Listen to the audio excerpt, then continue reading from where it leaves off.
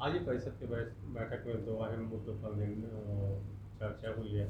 एक तो आपकी बाजार बैठ की जो चर्चा का विषय बना था अवैध वसूली को लेकर, और दूसरी ये गरीबों के लिए लकड़ी और कंडे की व्यवस्था के लिए। तो ये व्यवस्था कब से चालू की जा रही है? ये व्यवस्था कोई नई व्यवस्था नहीं है। जो गरीब असहाय थे उनके लिए व्यवस्था जो है 2010 से माननीय शिवेंद्र सिंह महापौर थे भारतीय जनता पार्टी की तरफ से, उनके द्वारा ये व्यवस्था, उस समय मैं MIC का सदस्य भी था और मैंने ये प्रस्ताव रखा था कि जो गरीबी रेखा के लिए हैं उनके लिए तो व्यवस्था सरकार ने कर रखी थी अंत्येष्टि और उनको परिवार सहायता के लिए। पर जो निर्धन गरीब जिनके पास कुछ व्यवस्था नहीं है, किन्हीं कारणोंवश वो गरीबी रेखा की श्रेणी में नहीं आ पाए हैं, अगर उनके यहाँ कोई मृत्यु हो जाती है तो अंत्येष्टि की व्यवस्था नहीं रहती, तो उन्होंने उस समय 3 कुंटल लकड़ी और 500 रुपये का प्रावधान MIC से परिषद के समक्ष भेजा था। तो परिषद में जब ये प्रावधान पहुंचा तो परिषद के लोगों ने कहा कि भाई 500 रुपये कम राशि होती है, तो इसको 1000 रुपये कर दिया गया। तो वो परिषद से निर्णय पे 1000 रुपये ये राशि कर दी गई थी।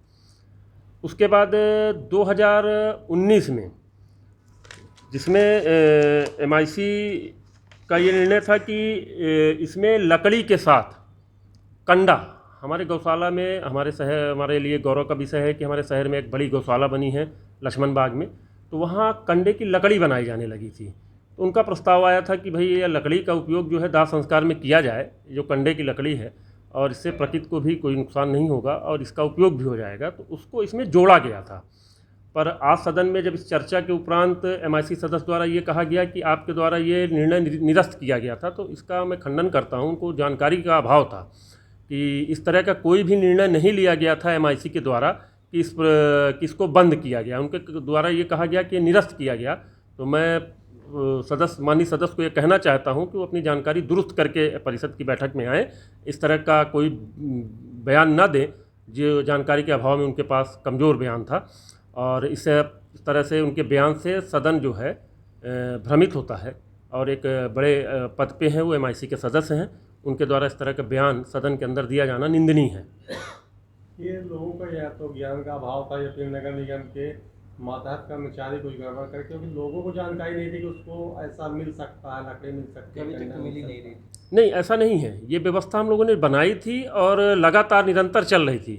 कोरोना काल के समय कुछ थोड़ा सा डिस्टर्ब हुआ था, उसके बाद सदन ही ख़त्म हो गया, चुनाव नहीं हो पाए। उस समय प्रशासक बैठे थे और जो स्वास्थ्य के प्रभारी रहे होंगे, ये इनका नैतिक कर्तव्य था कि वो इस व्यवस्था को आगे बढ़ाते, पर शायद किन्हीं कारणों बस इसमें हम अभी उनसे चर्चा करेंगे कि इन्होंने इतने दिन अगर इस तरह के लोगों को जो अत्यंत गरीब थे उनको इस तरह की सहायता राशि किसके आदेश से नहीं दी, इसकी जानकारी हम लेंगे और माननीय कमिश्नर साहब से निवेदन करेंगे कि ऐसे संवेदनहीन व्यक्ति के ऊपर कार्रवाई भी करें, जिससे कि आने वाले समय में इस तरह का कृत्य कोई करने का सोच भी ना सके।